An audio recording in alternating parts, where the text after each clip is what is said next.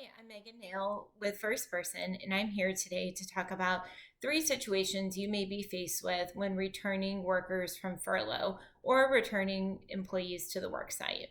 First, when returning an employee from furlough, it's important to give an offer letter that states the terms and expectations for pay and any other working condition changes when they are returned to the worksite. Very importantly, this offer letter should allow them to either in writing accept or decline the offer. We do have a sample offer letter in our return to work toolkit.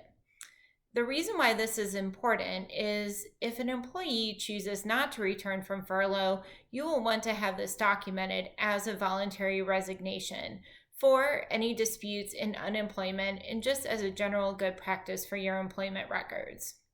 So the three common situations we're going to discuss today in this video are if an employee indicates they would rather stay on unemployment instead of returning from furlough, if an employee states they cannot return to work due to childcare issues, and then if an employee is fearful of COVID and does not want to return to work. So first, let's talk about if an employee will not return to work because they prefer to stay on unemployment. First, and most importantly, this is an education opportunity for you. Unemployment is designed to be a benefit to help someone when they are out of work.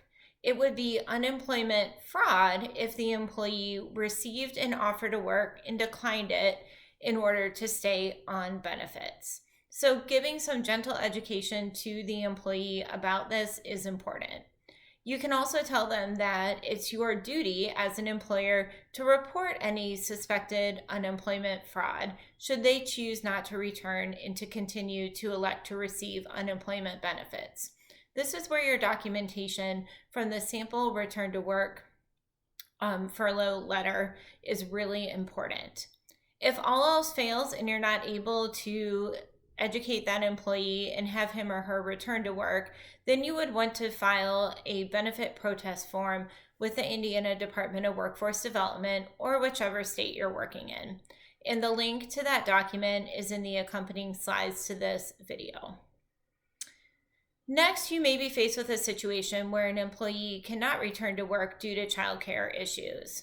If you are an employer who is subject to the Families First Coronavirus Response Act, your first response should be to offer them the emergency paid leave that they may be entitled to under that program. We do have sample leave request forms that should make this process very simple if it's due to a child care or any other issue related to COVID. It's important that the employees certify on their leave request that there are no other suitable caretakers for the child. You can find more details on this in our Return to Work Toolkit and other resources. Just a reminder that paid leave for childcare purposes would only be paid at a 2/3 pay rate. The third situation that you may be faced with are employees who are able to return but are too fearful to return to the workspace or to the workplace. It's important in these situations that you try to accommodate the employee as much as possible. If you have teleworking options, that is, of course, the easiest solution. You could also think about staggered shifts or other areas and other types of leaves that may be available, such as PTO or vacation time. If you work through all of these options and there really isn't anything else available to the employee, it's important to consider if they may be eligible for traditional FMLA leave or an accommodation under the Americans with Disabilities Act. These situations may come up if the employee is fearful and is a vulnerable population or has an existing medical condition that could make it difficult for them to return to work in the current environment. So please make sure that you go through all of these options to try to be as accommodating as possible with your employees as we all work through these difficult situations. I hope this video is helpful to you as you think about these three common questions that come up regarding if an employee does not want to return and would prefer to stay on unemployment, if they cannot return due to childcare issues, or if they are fearful for returning.